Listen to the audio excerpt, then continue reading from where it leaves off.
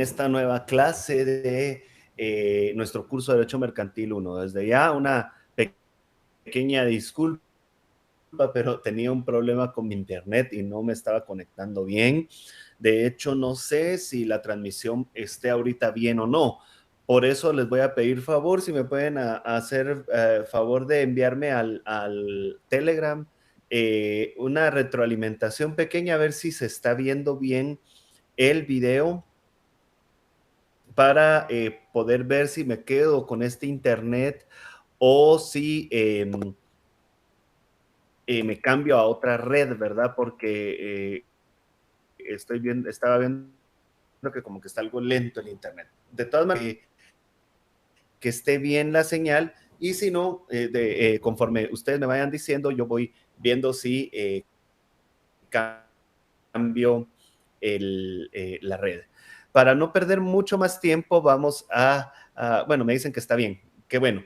Entonces, para no perder mucho más tiempo, vamos a pasar directamente entonces a el tema del día de hoy. Como ustedes pueden ver aquí en pantalla, en nuestra semana número 3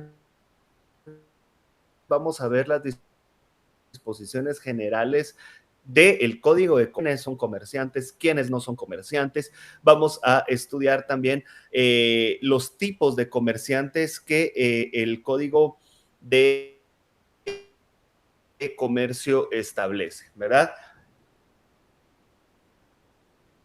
El objetivo es que nos familiaricemos con el concepto de comerciante y que identifiquemos quiénes son catalogados como comerciantes y quienes no. El Código de Comercio establece, ¿verdad? Entonces, ese es el objetivo de nuestra clase el día de hoy. Voy a cerrar estas diapositivas que tengo acá porque uso otras para la clase y voy a abrir las otras para presentar entonces en mi pantalla. Muy bien. Acá está ya. Y si ustedes recordarán, la semana pasada teníamos como tarea leer algunos artículos de nuestro código de comercio. Esos artículos estaban constituidos por los artículos del 1 al 13 de dicho código, que como ustedes los que leyeron podrán darse cuenta o podrán habido darse cuenta, es una es la parte del código que se refiere específicamente a los comerciantes, ¿verdad?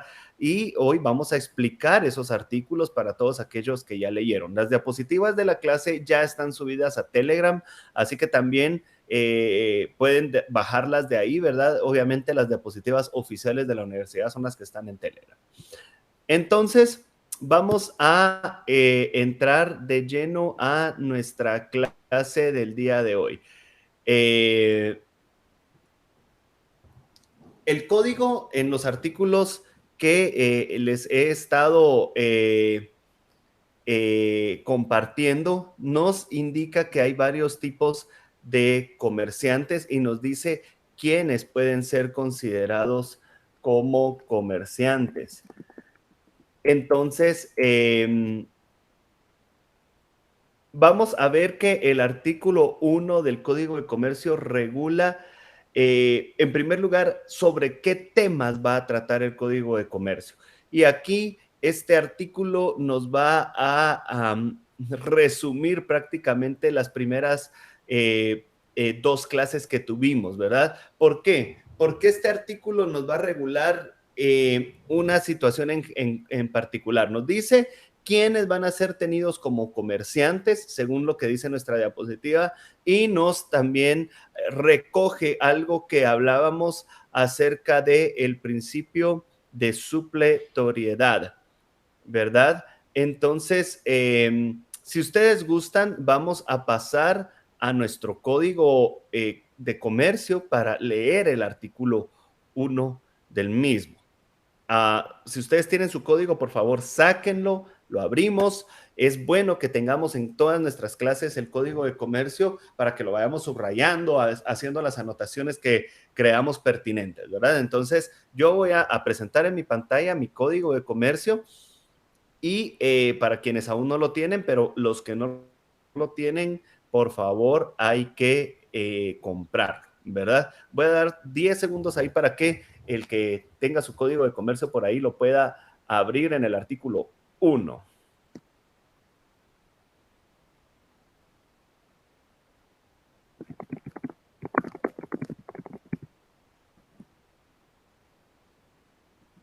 Bueno, y si ustedes se darán cuenta, entonces el artículo 1 nos habla de la aplicabilidad del código de comercio y nos dice, en primer lugar, sobre quiénes va a regular el código de comercio, la actividad de quiénes. Dice, aplicabilidad, los comerciantes en su actividad profesional, los negocios jurídicos mercantiles y cosas mercantiles se regirán por las disposiciones de este código y en su defecto por las del derecho civil que se aplicarán e interpretarán de conformidad con los principios que inspira el derecho mercantil. Y si ustedes pueden darse cuenta, entonces, este artículo nos da una situación muy importante, porque nos dice qué es lo que va a regular el Código de Comercio. El Código de Comercio entonces va a regular tres cosas. Y si ustedes se recuerdan en la definición de derecho mercantil está casi exactamente esto, ¿verdad? Nos va a regular a los comerciantes como personas, nos va a regular a los negocios jurídicos mercantiles como los contratos que se dan dentro del ámbito mercantil y que vimos que era una de las fuentes del derecho mercantil en la clase pasada, y nos va a regular las cosas mercantiles, es decir, todos aquellos bienes mercantiles que pueden venderse, que pueden traspasarse, cuya propiedad puede ser traspasada de una persona a otra. Eso es lo que el Código de Comercio va a regir, ¿verdad? Y entonces vemos que hay tres rubros, ¿verdad? Hablamos de los comerciantes como personas, los negocios jurídicos mercantiles, y ahí cuando ustedes vean su derecho mercantil 3 van a ver que hay negocios jurídicos mercantiles, llámese contratos mercantiles, que están plenamente establecidos en el Código de Comercio, a los cuales les llamamos nominados, y algunos contratos mercantiles que debido a que son bastante nuevos, aún no han ingresado a la legislación, pero que también tienen gran fuerza legal y llamamos a estos contratos innominados, ¿verdad? Entonces, a esos negocios jurídicos mercantiles también va a regular el Código de Comercio y las cosas mercantiles. De las cosas mercantiles vamos a hablar en Derecho Mercantil 2 y algo al final de este curso en la empresa, ¿verdad?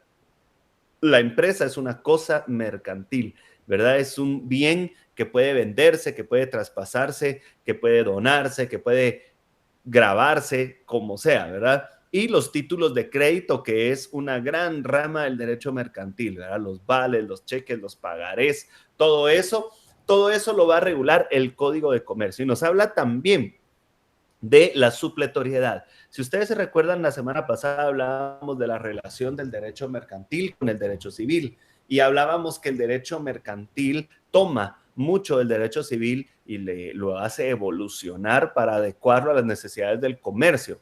Y este artículo junto con el que vimos la semana pasada, yo la semana pasada había mencionado el 694, este artículo número 1 también hace hincapié en esto, que cuando el Código de Comercio no tenga regulada alguna situación que suceda en la vida real, no nos quedamos así como que, ala, no podemos hacer nada. No, nos vamos a ver cómo lo regula el derecho civil y vamos a interpretar, eso sí, el Código Civil de acuerdo a los principios del derecho mercantil, ¿verdad? Porque los principios del derecho civil y el derecho mercantil son bastante diferentes, ¿verdad? Y ustedes se recordarán que en la primera clase estudiamos los principios del derecho mercantil y es importante, y yo les decía que era muy importante que nos lo supiéramos. ¿Por qué? Porque en cierto momento vamos a tener que interpretar normas del Código Civil para aplicarlas a una situación que se dé en el comercio.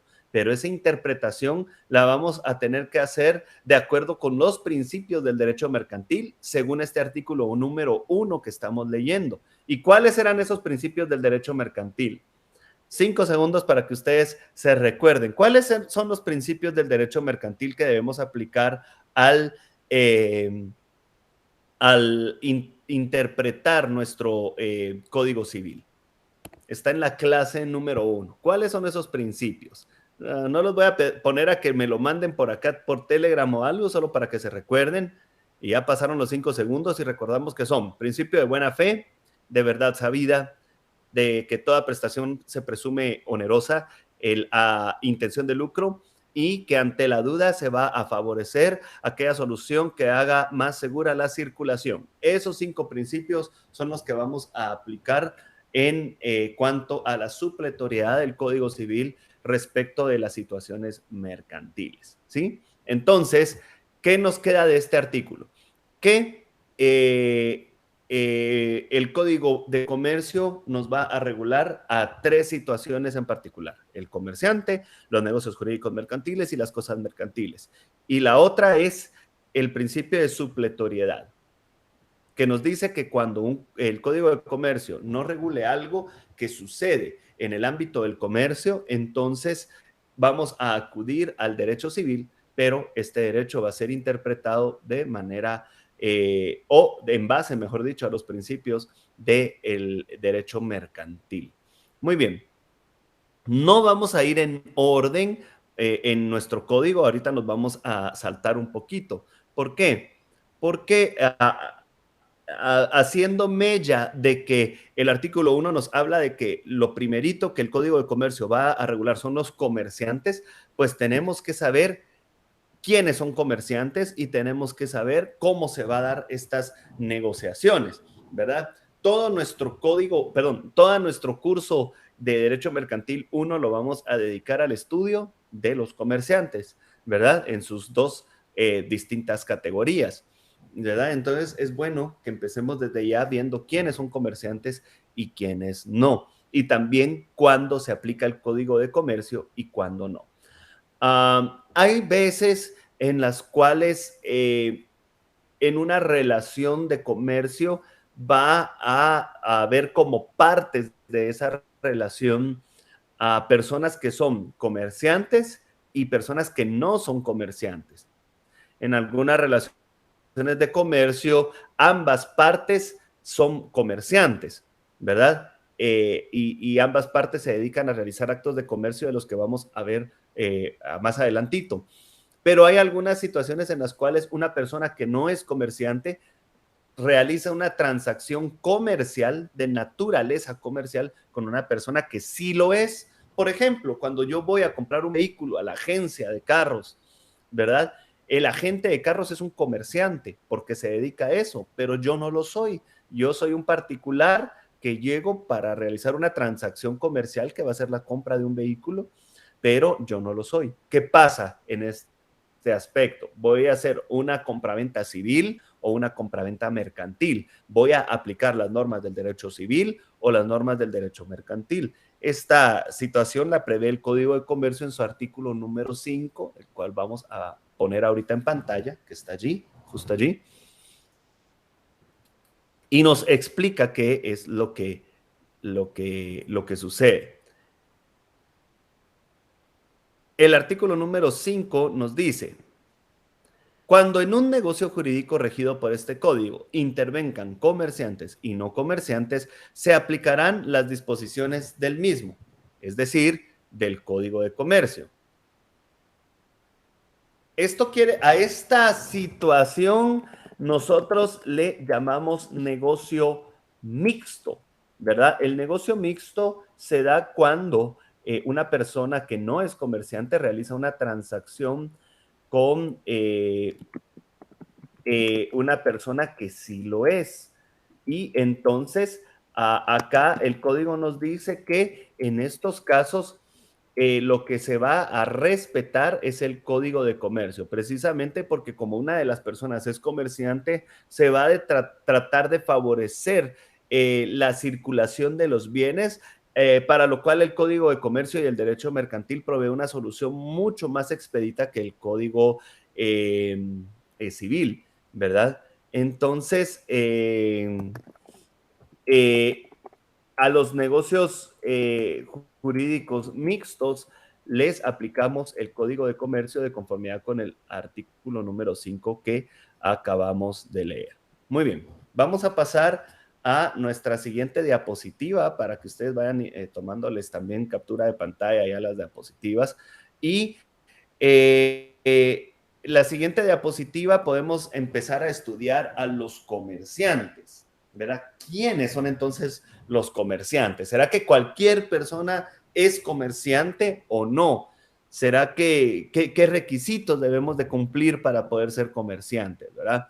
Entonces, los comerciantes son definidos según el Código de Comercio como las personas que de manera habitual se ocupan, perdón, de alguna de las actividades que la ley considera mercantiles.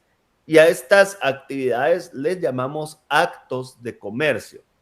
El artículo número 2 del Código de Comercio nos establece algunas actividades, o nos establece, mejor dicho, las actividades que son consideradas como actos de comercio, como actividades mercantiles. Y aquellas personas que habitualmente se dedican a estas actividades son consideradas como comerciantes, ¿verdad?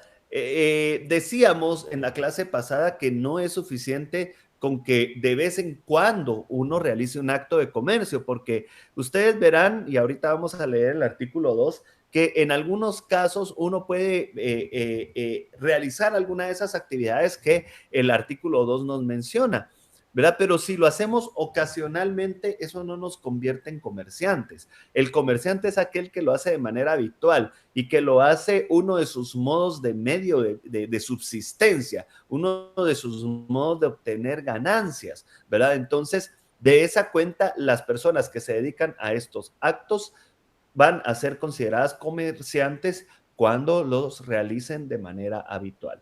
Vamos entonces a compartir el artículo número 2 del Código de Comercio para que lo podamos ver. Y si ustedes tienen su código, por favor, podemos trasladarnos para el artículo 2 para poder leerlo. Ok, si ustedes se dan cuenta, yo ya lo tengo aquí un poquito subrayado porque hay ciertas cositas que es bueno que les pongamos atención. El código nos dice que son comerciantes quienes ejercen en nombre propio y con fines de lucro cualesquiera actividades que se refieren a lo siguiente. Antes de enunciar las actividades, es importante que recalquemos una cosa. El Código de Comercio nos da dos cuestiones aquí, dos requerimientos. Y es bueno que nos acostumbremos a que cuando leamos la ley, le pongamos atención a todas las palabras, a todas las letras que están en la ley, porque nada de lo que está en la ley es casualidad, ¿verdad? A veces decimos, ay, no voy a leer esta parte del artículo porque qué aburrida o algo, pero por algo el legislador pone las cosas allí, ¿verdad? Y es importante que recalquemos esto. El comerciante dice que son quienes ejercen, primer requisito, en nombre propio, o sea, para beneficio propio, quiere decir eso. Yo voy a ejercer los actos que vienen a continuación para obtener un beneficio personal. Sucede que pueda pasar que una persona realice estos actos, pero que el beneficio de que resulte estos actos va a ser para otra persona. O sea, una persona va a gestionar los negocios de otra, pero esta persona no va a obtener esas ganancias, no va a obtener ese beneficio, ¿verdad? Entonces, la persona que realiza actos de negocio de los que vamos a ver a continuación, pero no obtiene para sí mismo esas ganancias, no va a ser considerado como comerciante. En todo caso, el comerciante va a ser quien obtenga esas ganancias. Entonces, ese es el primer requisito, el nombre propio, y segundo requisito, con fines de lucro. Puede ser que haya personas o instituciones que realicen alguna de estas actividades que están acá, pero que el fin por el cual realizan esos actos no sea el obtener una ganancia. Tal vez es una institución de beneficencia, tal vez una institución que lo que quiera es beneficiar a ciertas personas para que no sufran de algunas carencias, no sé, cualquier otro fin. Pero si el fin no de ejercer el acto de comercio no es obtener ganancias, entonces no va a ser considerada como comerciante. Y es interesante que este artículo nos pone que ejercen en nombre propio y con fines de lucro. Ese y que está ahí en medio quiere decir que se deben de cumplir las dos condiciones. Si usted ejerce actos de comercio en nombre propio, pero no es con fines de lucro, no es comerciante. O si usted lucra con los actos de comercio, pero no va a ser para su propio beneficio, tampoco va a ser comerciante, ¿verdad? Entonces se tienen que cumplir ambas condiciones. Y los actos de comercio son los que vemos a continuación. Número 1 dice, la industria dirigida a la producción o transformación de bienes y la prestación de servicios. Cuando hablamos de bienes, son aquellas cosas materiales que podemos ver con nuestro, o que podemos percibir con nuestros sentidos. Las podemos ver, las podemos palpar, las podemos hasta degustar, ¿verdad? Cuando nosotros producimos bienes que pueden ser material, que son materiales, somos y lo hacemos a nivel industrial, por eso dice la industria. Industria nos da la idea de masificación, que se recuerdan que era una de las pautas que el derecho mercantil moderno sigue, la masificación. Entonces, cuando tenemos una industria dedicada a, a producir algo, estamos realizando un acto de comercio. Igual la transformación de bienes. La producción es agarrar materias primas y hacer algo desde cero. La transformación es tomar un bien que ya fue hecho con anterioridad por otra persona y modificarlo para, valga la redundancia, modificar la finalidad de ese bien, ¿verdad? Entonces, la producción y transformación de bienes es una actividad comercial y también la prestación de servicios. La prestación de servicios la podemos distinguir de los bienes porque los servicios son intangibles. Usted no puede ver, no puede percibir, no puede tocar un servicio. Es algo que una persona presta a otra, ¿verdad? Un conocimiento puesto en práctica por una persona en favor de otra. Un servicio es, por ejemplo, el que yo le presto a la universidad de dar estas cátedras, ¿verdad? A ustedes. Obviamente, mi servicio tiene un valor porque yo estudié para hacer esto, porque yo me preparo para hacer esto. Entonces, ese servicio tiene un valor, pero usted no puede tocar ese servicio, no lo puede, tal vez verlo por la pantalla, sí, ¿verdad? Pero tocarlo, degustarlo o percibirlo tangiblemente a través de sus sentidos es muy difícil. Todavía esto a través de una pantalla lo puede hacer, pero hay otros servicios que no los puede percibir tan bien. El servicio que presta un electricista, un plomero, etcétera, tienen valor, pero no son tangibles y por eso no son bienes, sino que son servicios. ¿Sí? Espero que haya quedado clara esa explicación. El segundo de los actos de comercio es la intermediación en la circulación y la prestación de servicios. ¿Qué nos quiere decir esto? Que no solo el que produce o el que presta el servicio directamente puede ser considerado como comerciante. También el que media entre dos personas. Sucede que a veces una persona está buscando a alguien que produzca algún bien en particular o a alguien que preste un servicio en particular.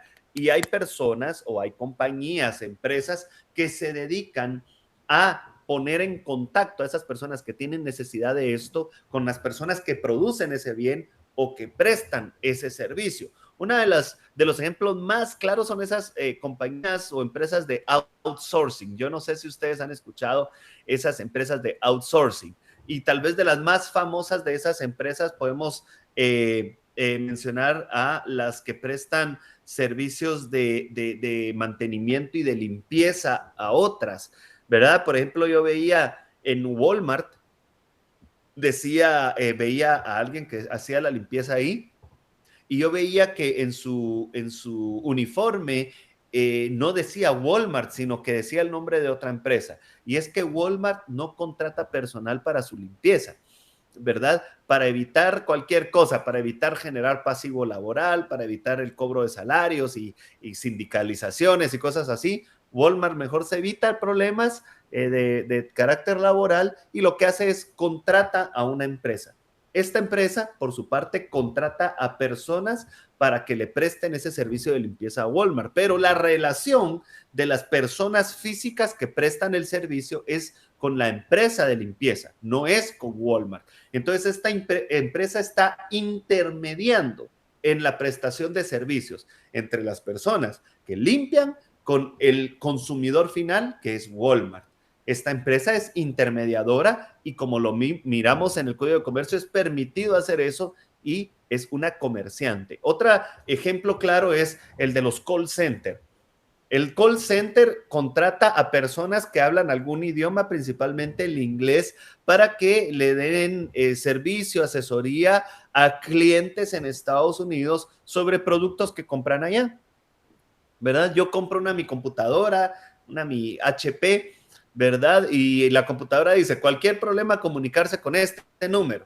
Y si yo tengo problema con mi computadora, yo llamo a ese número. Yo esperaría que un técnico de HP me guíe en cómo solucionar mi problema con la computadora, pero el técnico que me atiende no es de HP, es de un call center, ¿verdad? HP se evita el pago de esos técnicos directamente y lo que hace es contrata a una empresa que le presta ese servicio para que esta empresa contrate a personas físicas como usted y como yo para atender a esos clientes. La persona que está en Estados Unidos llamando no se está comunicando con alguien de HP, se está comunicando con alguien de otra empresa, pero autorizada por HP para realizar esa gestión, ¿verdad? Entonces ahí esos call centers son intermediarios entre las personas que prestan el servicio, las personas físicas de asesoría con aquellas personas que llaman en los Estados Unidos y que requieren ese servicio de estas personas. Estas compañías son entonces intermediarias y son comerciantes de conformidad con el artículo 2 del Código de Comercio. La otra de las actividades de comercio es la banca, los seguros y las fianzas. Todos los bancos, todas las aseguradoras, todas las afianzadoras son comerciantes, son tenidas como comerciantes. Y ojo, acá no entran las cooperativas, a pesar de que en muchos casos las cooperativas han llegado a realizar gestiones de tipo bancario, ¿verdad? Ya hay préstamos, ya hay cuentas de ahorro, creo que no sé si hasta monetarios tienen, no sé, creo que solo ahorros tienen, pero la cosa es de que muchas cooperativas ya tienen sedes que son tan grandes como las sedes de los bancos, ¿verdad? Pero las cooperativas sí no están catalogadas como comerciantes. Las cooperativas son instituciones del derecho civil y están reguladas, bueno, por una ley especial que es la de cooperativas y por el Código Civil, ¿verdad? Y por último, nos habla de las auxiliares de las anteriores. El numeral 4 del artículo número 2 nos dice las auxiliares de las anteriores. En este curso, ya en los últimos 2 o 3 periodos, o en las últimas 2 o 3 clases, mejor dicho, vamos a ver quiénes son los auxiliares de comercio, ¿verdad? Y ellos también van a ser considerados como comerciantes. No me voy a extender en ellos porque vamos a dedicar 2 o 3 clases exclusivas a los auxiliares de comercio y vamos a ver quiénes son. En sí, entonces, eh, eh, pues estas actividades que están aquí listadas en estos 4 numerales son las que son catalogadas como actos de comercio. Si ustedes se dan cuenta, solo la primera y la segunda se lleva a casi todas las actividades comerciales que pueden generarse, ¿verdad? Entonces ahí está ampliamente regulado esta situación, ¿verdad? Cuando una persona entonces ejerce alguna de estas actividades y lo hace llenando los 2 requisitos del encabezado del artículo, entonces va a ser considerado comerciante. El artículo 11 nos da una situación especial. Vamos a pasar al artículo 11 por favor, yo voy a bajarlo acá. Lo vamos a ver porque tal vez ya no es tan de actualidad, pero en su momento este artículo tuvo una razón de ser y me imagino que tal vez los que estuvieron estudiando o leyeron el código durante la semana se habrán preguntado en algún momento, bueno, ¿y aquí por qué están poniendo esto? ¿Verdad? Y dice el artículo 11, cónyuges comerciantes.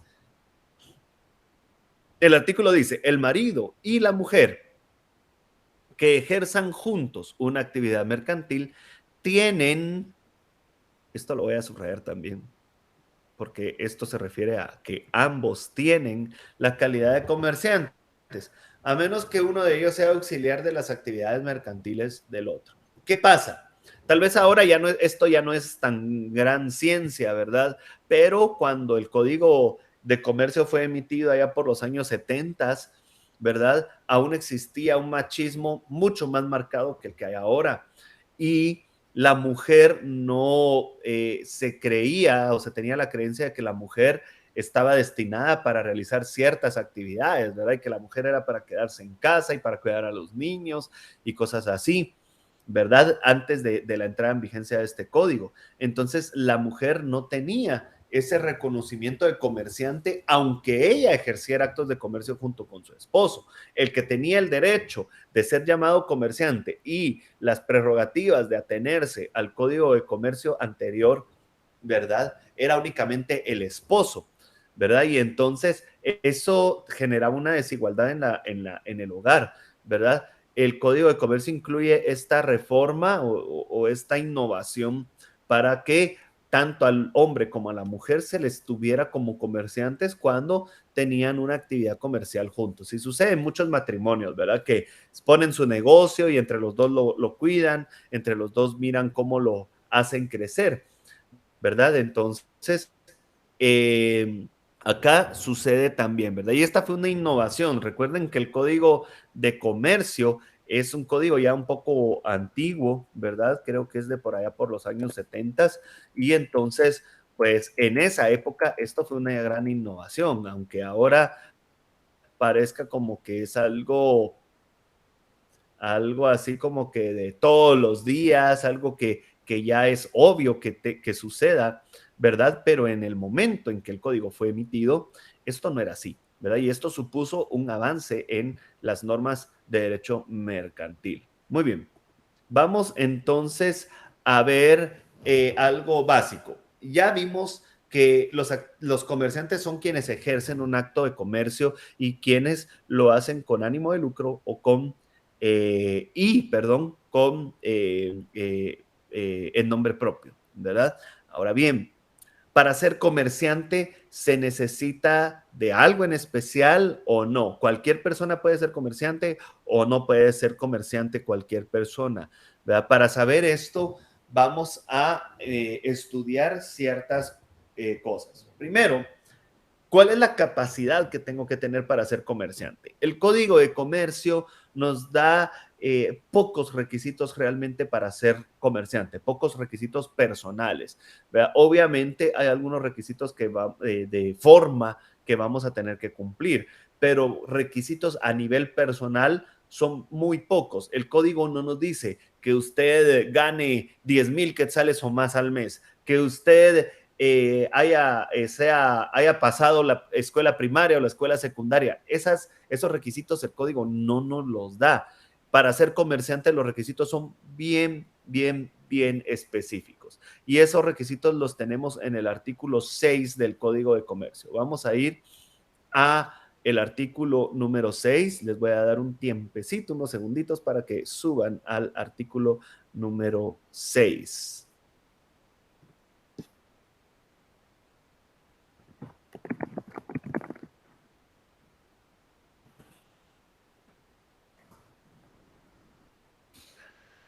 Ok, el artículo número 6 nos dice, tienen capacidad para ser comerciante las personas individuales y jurídicas que conforme al Código Civil son hábiles para contratar y obligarse. Eso es todo, ¿verdad? Dos tipos de personas. Bueno, al final de cuentas el derecho reconoce también únicamente a dos tipos de personas. El derecho reconoce a las personas naturales o individuales y a las personas jurídicas o plurales, ¿verdad? Las personas individuales como usted y como yo, personas físicas, ¿verdad? Y las personas jurídicas que son pues la unión de varias personas físicas con la que ponen en común pues sus bienes y sus talentos para poder obtener un fin determinado. A esto le llamamos personas jurídicas, ¿verdad? Estos dos tipos de personas pueden ser comerciantes. Y dice que el único requisito es que conforme al Código Civil, las personas puedan contratar y obligarse. ¿Qué quiere decir esto? Que las personas tienen que tener capacidad.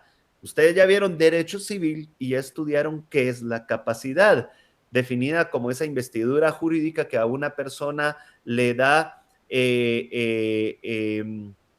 la facultad de contraer derechos y obligaciones, ¿verdad? Esa facultad que la ley le da a una persona y esa calidad que le da a una persona para poder ser titular de derechos y de obligaciones. Esa es la capacidad. Y con que usted tenga capacidad es más que suficiente para que usted pueda ser comerciante.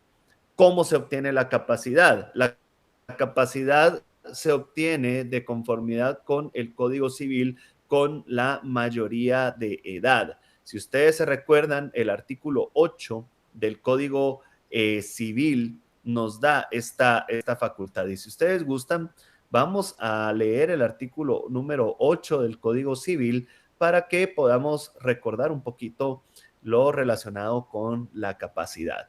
Si ustedes tienen por ahí su Código Civil, pues sería bueno que lo puedan sacar y abrirlo en el artículo número 8, artículo 8 del Código Civil. De todas maneras, yo lo voy a compartir ahorita acá en pantalla para que lo puedan ustedes también tener presente y verlo ahí. Ahí está el artículo número 8. Dice capacidad. La capacidad para el ejercicio de los derechos civiles, a esta capacidad le llamamos capacidad de ejercicio. Se adquiere por la mayoría de edad.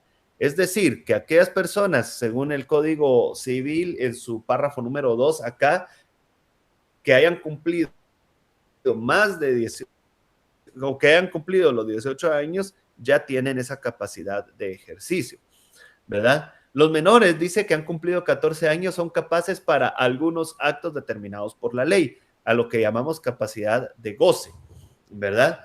Entonces, los menores de edad, como los actos de comercio no están incluidos dentro de estos actos a los cuales hace referencia el artículo 8, los menores de edad no pueden tener calidad de comerciantes. ¿Quiere decir esto que los menores de edad no puedan ejercer actos de comercio? No, usted ve todos los días en la calle a menores de edad ejerciendo actos de comercio, pero eso no les da la calidad de comerciantes, ¿verdad? Estamos hablando de dos cosas distintas. Una cosa es ejercer actos de comercio y otra cosa es poder ser comerciante. Y comerciantes solo quienes tienen capacidad de ejercicio, es decir, las personas que son mayores de edad. Muy bien. Ahora bien, el mismo artículo, perdón, el mismo Código Civil en su artículo número 16 nos habla de la persona jurídica. ¿Por qué leemos un ratito esto de la persona jurídica? Porque también las personas jurídicas pueden ser comerciantes.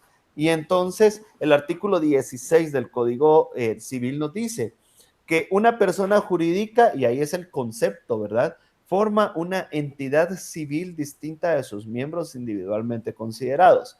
Y vamos a poner atención a esto porque dice, puede ejercitar todos los derechos y contraer las obligaciones que le sean necesarias para realizar sus fines. Acá el el código civil es el artículo en donde le habilita a las personas jurídicas, cualquiera que sea su naturaleza, para poder contraer derechos y obligaciones, ¿verdad? Para poder ser titulares de derechos y poder contraer obligaciones. Y es por eso que estas personas jurídicas también pueden tener capacidad para ser comerciantes. Muy bien. Ahora bien, respecto a esta capacidad para ser comerciantes, También hay otro artículo del Código de Comercio que cuando yo lo leí a mí me generó cierta perspicacia, cierta duda, porque pues es algo que también ahora sucede día con día, pero que cuando el Código de Comercio fue emitido no era algo tan común. Y es lo relativo a los comerciantes extranjeros. Veamos el artículo número 8 del Código de Comercio, por favor. Ahí lo tenemos. Lo vamos a ver como referencia porque está dentro de los artículos que veníamos estudiando. El artículo 8 nos habla de los comerciantes extranjeros y nos dice, los extranjeros podrán ejercer el comercio y representar a personas jurídicas cuando hayan obtenido su inscripción de conformidad con las disposiciones del presente código. En estos casos, tendrán los mismos derechos y obligaciones que los guatemaltecos, salvo los casos determinados en leyes especiales. ¿Qué sucede? Que antes, para que un extranjero pudiera comerciar en Guatemala, tenía previamente que adquirir la residencia en Guatemala. O sea, no era suficiente con que el comerciante estuviera viviendo en Guatemala o que estuviera presente en Guatemala físicamente, eh, eh, pero para ser comerciante se debía de inscribir como residente en Guatemala ante el Ministerio de Relaciones Exteriores o ante el Instituto de Migración, ¿verdad? Eh, y entonces eso era eh, eh, pues una carga extra que se les imponía a los extranjeros con la entrada en vigencia del nuevo código de comercio, bueno, que ya ni es tan nuevo, ¿verdad? Pero del código de comercio actual, esto queda en el pasado y a los comerciantes extranjeros simplemente se les da o se les impone las mismas obligaciones que a los comerciantes nacionales, es decir, su inscripción en el Registro Mercantil General de la República y obviamente su inscripción en la SAT, ¿verdad? Para efectos de tributos. Los extranjeros también deben de pagar tributos. ¿Verdad? Entonces, ya se elimina esa barrera que tenían los extranjeros para poder ejercer esa actividad comercial. Muy bien. Ahora bien, ya vimos qué se necesita para ser comerciante, qué capacidad se necesita y cuáles son los actos que se realizan para poder ser considerado como comerciante. Pero el código de comercio también nos indica quiénes no pueden ser comerciantes. A pesar de que puedan realizar tal vez actos de comercio, no van a ser tenidos como comerciantes. Estos ejemplos los encontramos en el artículo 7, en primer lugar, del Código de Comercio, al cual nos vamos a trasladar en este momento. En primer lugar, no pueden ser comerciantes o no son comerciantes los declarados en estado de interdicción. Antes de leer el artículo, vamos a explicar, ¿verdad? El estado de interdicción es una institución civil por medio de la cual a una persona se le declara como no apta para poder ejercer sus derechos por sí sola, sea por cualquier razón que sea, ¿verdad? Pero hay algunas situaciones que a una persona le hacen imposible ejercer sus derechos y contraer obligaciones por sí solas, pero esta situación debe de ser declarada, ¿verdad? No me pueden negar mis derechos y mis obligaciones si no hay una sentencia de un juez que diga que yo no soy apto para ejercerlos de manera personal. A esta sentencia, a esta declaración se le llama interdicción. Las personas que son declaradas en estado de interdicción por un juez no pueden ser comerciantes, obviamente, porque los interdictos, las personas que están declaradas en estado de interdicción, no pueden ejercer derechos ni contraer obligaciones. ¿Y qué vimos que era necesario para poder ser comerciante? Poder contraer derechos y obligaciones. Si uno no lo puede hacer, uno no puede ser comerciante. El artículo 7 del Código de Comercio ahonda en esto y nos dice, cuando un incapaz adquiera por herencia o donación una empresa mercantil o cuando se declare en interdicción a un comerciante individual, el juez decidirá, con informe de un experto si la negociación ha de continuar o liquidarse y en qué forma, a no ser que el causante hubiera dispuesto algo sobre ello, en cuyo caso se respetará la voluntad en cuanto no ofrezca grave inconveniente a juicio del juez. Es decir, que cuando se declare en estado de interdicción a alguien, el mismo juez que lo declare en estado de interdicción, si esta persona tenía alguna actividad comercial, va a decidir si esa actividad debe de cesar o continuar, pero a cargo de otra persona, ¿verdad? ¿Por qué? Porque la persona declarada en estado de interdicción ya no va a poder seguir realizando esa actividad de comercio de manera personal. Lo mismo si un menor de edad o un incapaz adquiere una empresa un establecimiento comercial por herencia. El juez va a tener que decidir si este establecimiento va a seguir operando, pero siempre bajo el cargo de otra persona que no sea el incapaz o el menor, ¿verdad? Entonces, los incapaces no pueden ser comerciantes. En el artículo 9 del Código Civil nos indica quiénes deben de ser declarados en estado de interdicción. Y para pues enriquecer la clase vamos a recordar el Código Civil y vamos a leer esto. Esto ya lo tienen que tener ustedes porque en Derecho Civil 1 pudieron ver todo lo que era personalidad, capacidad y causas de incapacidad, pero lo vamos a recordar así rapidito. El artículo 9 del Código Civil nos dice, los mayores de edad que adolecen de enfermedad mental que los priva de discernimiento deben ser declarados en estado de interdicción. O sea, la persona que es mayor de edad pero que adolece de alguna enfermedad mental puede ser declarada en ese estado. El requisito es que esa enfermedad mental lo prive a uno de discernimiento. El discernimiento es la capacidad de comprender el alcance de nuestros actos. Eso es el discernimiento. Y si esa enfermedad mental a mí me priva de esa capacidad mental, puedo ser declarado en estado de interdicción. Continúa diciendo el artículo 9. Pueden asimismo ser declarados en estado de interdicción las personas que por abuso de bebidas alcohólicas o de estupefacientes se exponen ellas mismas o exponen a sus familias a graves perjuicios económicos. Entonces, ahí nos dice que también esas personas, los ebrios y toxicómanos habituales, también pueden ser declarados en estado de interdicción cuando a causa de ese vicio ponen en peligro la economía propia y la economía familiar. La declaratoria de interdicción dice que produce desde la fecha en que sea establecida en sentencia firme incapacidad absoluta de la persona para el ejercicio de sus derechos y por ende no puede ser comerciante porque no puede ejercer sus derechos. Vamos a llegar hasta ahí con la incapacidad, ¿verdad? Y vamos a pasar a estudiar a las siguientes personas que no pueden ser comerciantes. El artículo 13 del Código de Comercio nos regula lo relativo a las instituciones de gobierno. Veamos el artículo número 13, por favor. Acá está. Instituciones y entidades públicas, dice.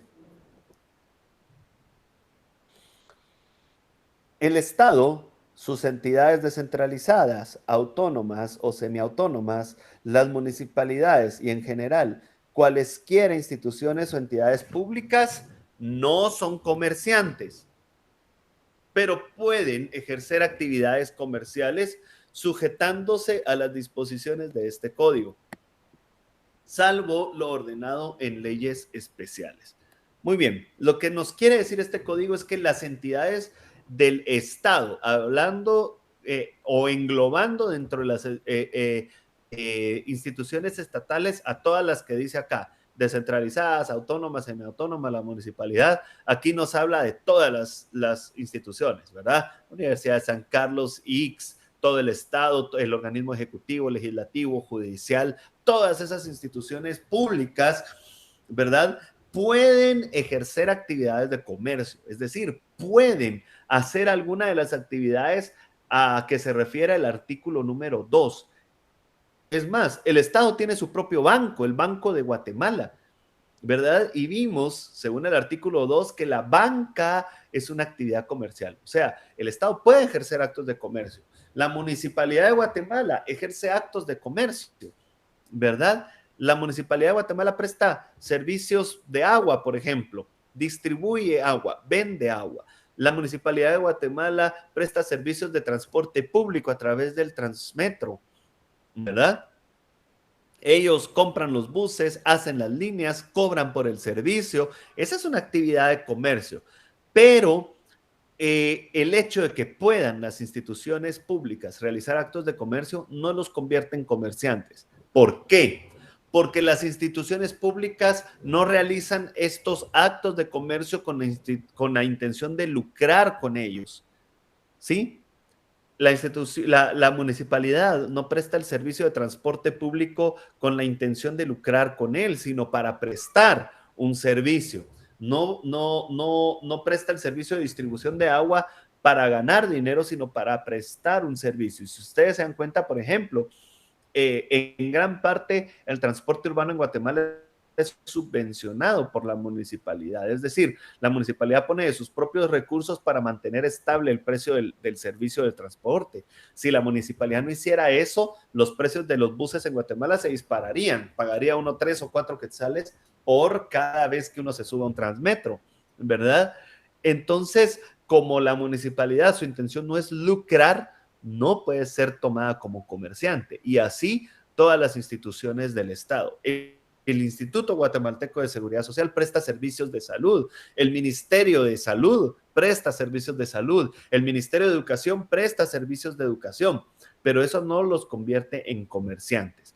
Pueden ejercer entonces actos de comercio, pero no son comerciantes. Entonces, tenemos dentro de las personas que no son comerciantes. Número uno, ya vimos a los declarados en estado de interdicción. Número dos, a las entidades de gobierno. Hay otras personas que ejercen también actividades económicas, pero que tampoco son comerciantes.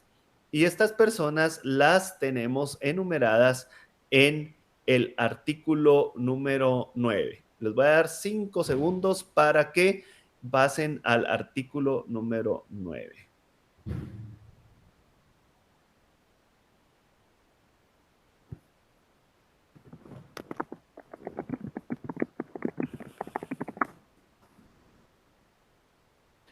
El artículo número 9 dice, personas que, no son comerciantes. Primero, los que ejercen una profesión liberal.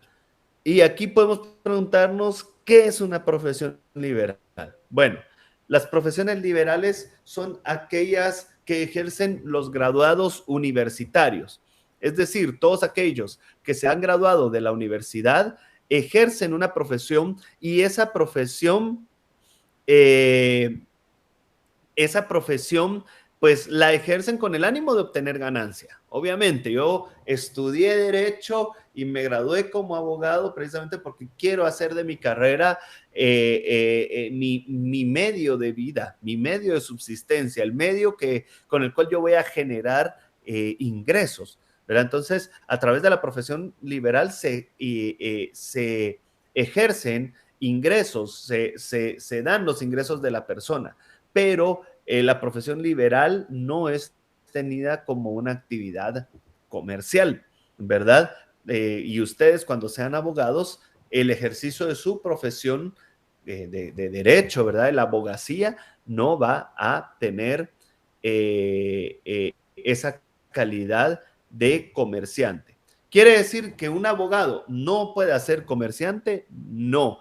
Usted puede poner algún otro tipo de actividad comercial de las cuales están enumeradas en el artículo número 2 y eso lo va a convertir en comerciante, pero en cuanto a esa actividad. Por ejemplo, usted puede ser abogado, pero puede tener una ferretería, ¿verdad? Y entonces en la actividad de su ferretería usted va a ser considerado como comerciante y se va a regir por las normas del Código de Comercio, pero no en su bufete jurídico. En su bufete jurídico usted va a ser tenido como abogado y se va a regir por las normas del Código de Ética Profesional, el Código de Notariado y todas las leyes que tienen que ver con el ejercicio de la abogacía. Es decir, el hecho de ser comerciante no excluye otros roles que usted preste en la sociedad. El hecho de ser comerciante no hace que usted no pueda ser abogado, o el hecho de que usted sea abogado no hace que usted no pueda ser comerciante. No son actividades excluyentes, pero eso sí, el abogado o el profesional liberal, ¿verdad? No, dentro del ámbito de su profesión, no puede ser tenido como comerciante. Hay infinidad de profesionales liberales, médicos, contadores públicos, ingenieros, arquitectos, todos ellos son profesionales liberales y dentro del ámbito de su profesión no son comerciantes. En segundo lugar, otras personas que no son comerciantes son aquellos que desarrollan actividades agrícolas y pecuarias o similares, dice el numeral 2, en cuanto se refiere al cultivo y transformación de los productos de su propia empresa. ¿Qué quiere decir esto? Que hay personas que se dedican a la agricultura o actividades pecuarias. Las actividades pecuarias son pues el hecho de la crianza de animales, ¿verdad? O actividades similares. Cuando estas personas se dedican únicamente al cultivo o a la crianza para su propio fondo, para su propia empresa, entonces no van a ser considerados como comerciantes. Es decir, yo cultivo algo para mi propio consumo, crío ganado para mi propio consumo, crío aves para mi propio consumo. En este sentido, yo no soy tenido como comerciante. Una vez yo empiezo a cultivar, pero ya no lo hago solo para mí, sino que vendo mi cultivo. Si yo crío ganado y vendo el ganado, si yo crío aves y vendo huevos, vendo aves, entonces ahí, ya que sale de mi propio consumo y pasa al consumo social, ya me convierto en comerciante. Pero mientras solamente sea para mí, no voy a tener calidad de comerciante. Entonces, puede ser que en algún momento, por ejemplo, yo cultive para mí y me sobró algo, ¿verdad? Y yo lo voy a vender. Eso no me convierte en comerciante, ¿verdad? No, esa venta no va a ir dentro de las disposiciones del Código de Comercio, sino dentro de las disposiciones del Código Civil. Ahora, cuando ya habitualmente yo ya cultivo algo con la intención de venderlo y ya no para consumirlo yo, entonces allá me convierto en comerciante y esa actividad ya va a estar enmarcada dentro de las normas del Código de Comercio. Y por último, los artesanos que solo trabajan por encargo y que no tienen almacén o tienda para el expendio de sus productos. Ustedes podrán ver que hay artesanos muy hábiles y que trabajan solo por encargo. Generalmente estos artesanos cobran muy bien, ¿verdad? Un ebanista, alguien que realiza muebles muy finos, etcétera. Ellos cobran muy bien, ¿verdad? Y sus productos son de muy alta calidad, pero no cumplen con el requisito de la masificación. Y recordémonos que el derecho mercantil tiende a la masificación. ¿Verdad? Cuando una persona no masifica sus productos, puede ser muy bueno, puede cobrar mucho, puede ser que por un mueble él cobre 50,000 quetzales, ¿verdad? Pero lo hace una vez cada mes, una vez cada 2 meses. Eso no incurre dentro de la masificación, dentro del requisito de masificación, y entonces no puede ser considerado como comerciante. Lo que él haga no va a estar regulado o enmarcado bajo la tutela del Código de Comercio, sino bajo la tutela de las leyes comunes, en este caso el Código Civil,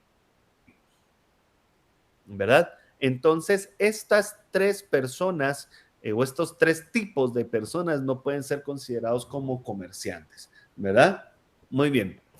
Ahora, bien, ya vimos quiénes son comerciantes, quiénes no pueden ser comerciantes. Y ahora el último tema de nuestra clase es qué tipos de comerciantes hay. Regresamos a nuestra diapositiva para poder explicar bien esto.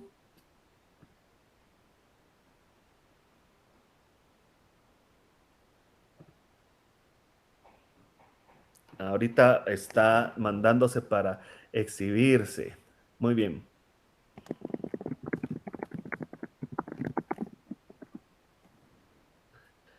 Ok, ahí estamos. Clases de comerciantes. El Código Civil recoge dos tipos de comerciantes que obviamente van ligados a los tipos de personas que hay dentro del ámbito civil. Y los comerciantes son el comerciante individual y el comerciante social. El comerciante individual está constituido por aquella persona física que ejerce una actividad comercial de las que vimos en el artículo 2 del Código de Comercio. Es decir, el comerciante individual es una persona tangible como usted y como yo. A las personas físicas que ejercemos el comercio se nos llama comerciante individual y ahí va usted a ver si usted en algún momento de manera individual ejerció algún emprendimiento y se inscribió como comerciante, a usted le van a dar su patente de comercio, ¿verdad? Su patente de empresa, ¿verdad? Que lo acredita como comerciante a una persona, ¿verdad? La persona individual pues no tiene casi ningún problema porque pues con solo el hecho de ser persona puede ejercer libremente el comercio. El segundo de los tipos de comerciantes es el comerciante social. Y aquí la cosa se pone un poquito más compleja. El comerciante social es definido como el conjunto de personas que se organizan con el objeto de crear a una persona jurídica para poner en común capital, bienes o servicios con la finalidad de ejercer una actividad económica y obtener un lucro a través de ella. El requisito principal o la característica principal del comerciante social es el mismo que el de la persona jurídica. Es más, los comerciantes sociales son personas jurídicas, ¿verdad? Y el requisito es que es la unión de varias personas físicas. Dos o más personas físicas pueden unirse para crear a una persona jurídica que en el ámbito de derecho mercantil va a ser conocido como comerciante social y van a crear una persona independiente, como lo veíamos en el artículo 16 del Código Civil, una persona independiente llamada persona jurídica. Esta persona es una ficción jurídica, dice ahí. ¿Por qué? Porque no es una persona material, no es una persona tangible, es una fabricación del derecho que idearon los teóricos del derecho para poder darle una solución a esta unión de varias personas para que esta fabricación del derecho pudiera contraer obligaciones y pudiera ser titular de derechos, ¿verdad? Por eso le llamamos ficción jurídica, porque nosotros pues tenemos que entender que ahí hay una persona, aunque no la veamos, pero es una persona, ¿verdad? Y puede ejercer derechos, puede contraer obligaciones. Ahora bien, ¿para qué se organizan estas personas físicas? ¿Para qué se unen? Pues primero, porque van a poner en común bienes propios. Cada quien va a poner algo propio en común con el objeto de ejercer una actividad económica. Una persona puede poner un bien mueble, una persona puede poner un carro, una persona puede poner una casa, una persona puede que no tenga nada que poner, pero que tenga mucho conocimiento acerca de algo, entonces va a poner un servicio y todo lo van a poner en común. Y esa comunidad de cosas va a ejercer un objetivo y es realizar una actividad económica, cualquiera de las que vimos en el artículo número 2 del Código de Comercio. Y la finalidad de ejercer esa actividad económica, como todo en el derecho mercantil, es obtener una ganancia, obtener un lucro. A estos comerciantes sociales el Código de Comercio les llama, y en derecho mercantil les llamamos sociedades mercantiles. Y todo el resto de este curso, o por lo menos los siguientes 9 u 8 clases, las vamos a dedicar al estudio de las sociedades mercantiles. ¿Por qué? Porque con el comerciante individual, como les decía, no había mayor problema. El comerciante individual como persona, él decide qué hacer, decide qué comprar, decide qué no comprar, Él va, él viene, él hace todo. Con el comerciante social es muy distinto. Con el comerciante social, la ley tiene que decir quién va a decidir, quién va a ejecutar lo que se decidió. Como son varias personas físicas, se tiene que regular todo eso, cómo se van a rendir cuentas, ¿verdad? Se tiene que decidir cómo se va a realizar la actividad social del comerciante social. Hay muchas cosas que se tienen que regular, que cuando es una persona física todo esto se facilita porque una misma persona ejerce todo. Con el comerciante individual hay que designar qué personas van a hacer cada función.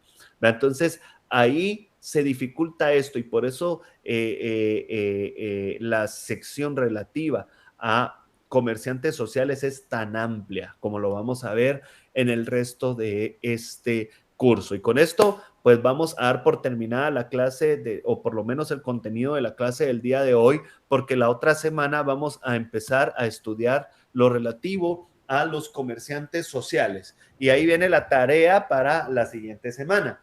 Vamos a leer los artículos del 14 al 58 del Código de Comercio. Vamos a leer esos artículos del 14 al 58 del Código de Comercio y vamos a empezar a estudiar lo relativo a los comerciantes sociales, ¿verdad? Muy bien. Con esto vamos dando por terminada la clase el día de hoy. Antes de despedirme, voy a exhibir a ustedes, perdón, voy a poner con ustedes la diapositiva de las preguntas que nos van a servir para el repaso de la clase del día de hoy. Solo lo voy a poner acá y voy a compartir con ustedes. Allá atrás está mi ayudante de la clase del día de hoy. Muy bien. Esas son las preguntas para estudio y que les recomiendo que les tomen su captura de pantalla o que las anoten para que las puedan ir respondiendo, ¿verdad? Y a su vez yo voy a dedicar estos últimos minutos que tenemos para ver en nuestras plataformas de comunicación que tenemos habilitadas, a ver si alguno de ustedes tiene alguna pregunta, alguna duda, algún comentario, para poder pues enriquecer la clase y si hay alguna duda, pues poder responder las dudas que ustedes puedan tener, ¿verdad? Muy bien, entonces voy a estar viendo, ahorita estoy viendo mi teléfono por si hay alguna pregunta, alguna duda respecto de la clase, vamos a responderla. Muy bien. Jeff me pregunta, así como las empresas que contratan personal a terceros, ¿se les llamaría contratistas? Hablábamos de eh, esas empresas que contratan personal, que sirven de intermediarios. Pueden ser llamados, de hecho en español son llamados como contratistas. El término que se usa mucho en derecho mercantil, en el comercio, es el de outsourcing, ¿verdad? Si ustedes han escuchado esto, este término es el de outsourcing, ¿verdad? Esas empresas son las que contratan por terceros. Me dice Felipe, los carpinteros no son comerciantes. Si los carpinteros no ejercen su actividad de manera industrial, ¿verdad? De manera masiva, no son considerados como comerciantes, ¿verdad? Recordemos que el artículo que leímos del Código de Comercio, el artículo, ay, sí, solo voy a recuperar acá el Código de Comercio. Creo que era el 8, ya lo había cerrado. Pero ahorita lo abro nuevamente. Ok, no era el 8. El 9. El artículo 9 del Código de Comercio nos dice que los artesanos que trabajan por encargo o no tienen almacén o tienda para el expendio de sus productos no son comerciantes. Ahora, si los carpinteros sí tienen un almacén, si tienen una tienda en donde expenden sus productos, entonces son tenidos como comerciantes. Recordémonos que aquí surgen también nuevas formas de comerciar, ¿verdad? Ahora ya no es necesario necesario tener una tienda, una sede física para vender. Usted sube sus muebles que hace a Marketplace y los puede vender mejor que en cualquier tienda, ¿verdad? Entonces, esas son cosas que el Código de Comercio aún no se ha puesto al día en cuanto a las nuevas formas de vender, a las nuevas formas de negociar, ¿verdad? Pero para mí, que un carpintero que vende sus productos en Marketplace puede hasta vender más que uno que tenga y obtener más ganancias que uno que simplemente tenga una tiendecita, una sede en algún lugar, ¿verdad? Entonces es bueno. Me preguntan cómo subrayo mi código. Trato de subrayar las partes muy importantes y ponerle atención a las palabras, algunas palabras que nos dan la lógica de los artículos.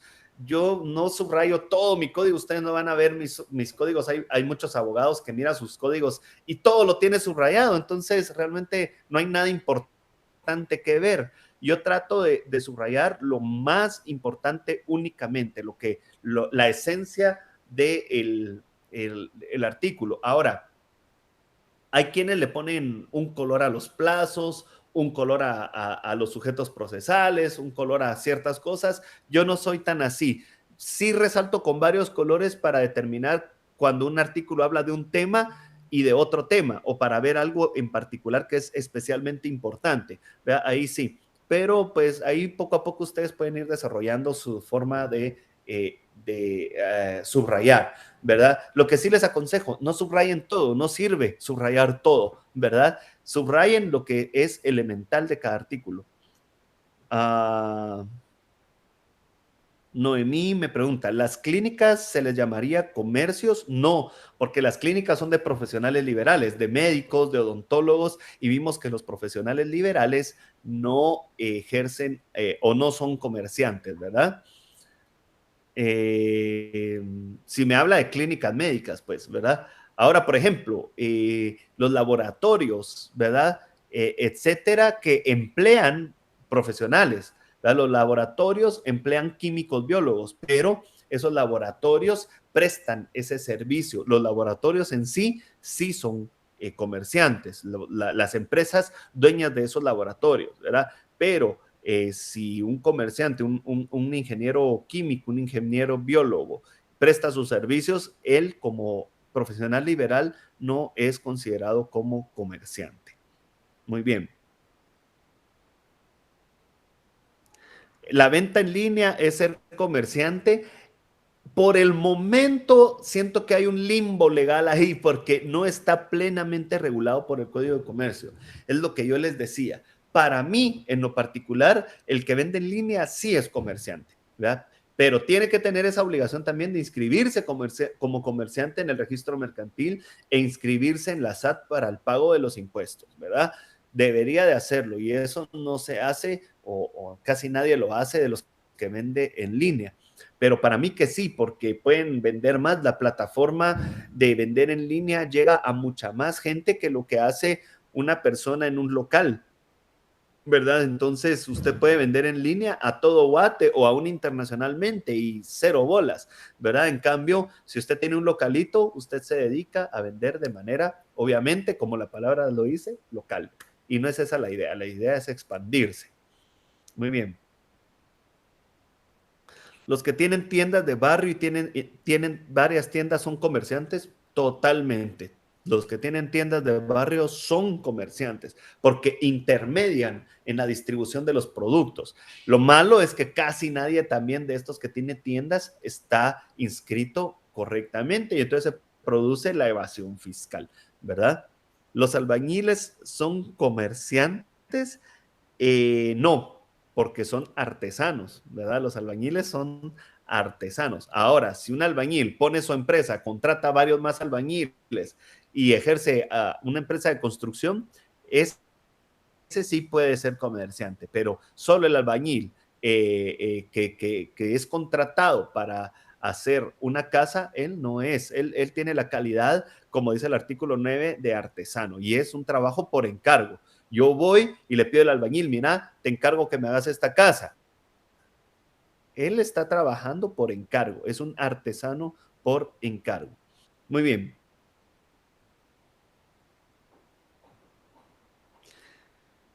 el ser comerciante y tener una tienda, ya sea grande o pequeña, y no paga impuestos, ¿puede la SAT cerrarla? De hecho, sí. Y de hecho hay una sección de la SAT específicamente encargada de esto, de velar porque los diversos comercios emitan su factura, porque eso quiere decir que pagan sus impuestos. Si estas personas de la SAT llegan a la tienda y no les dan factura, la cierran, ¿verdad? Esto se ve mucho más en Guatemala, ¿verdad? Pero también sucede en el interior de la República.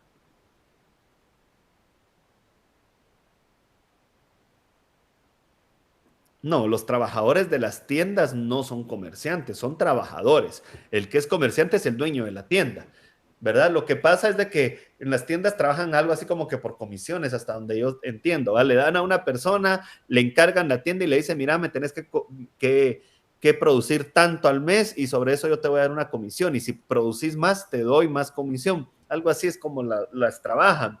Pero el que está trabajando encargado de la tienda, él no es comerciante, él es un trabajador, ¿verdad?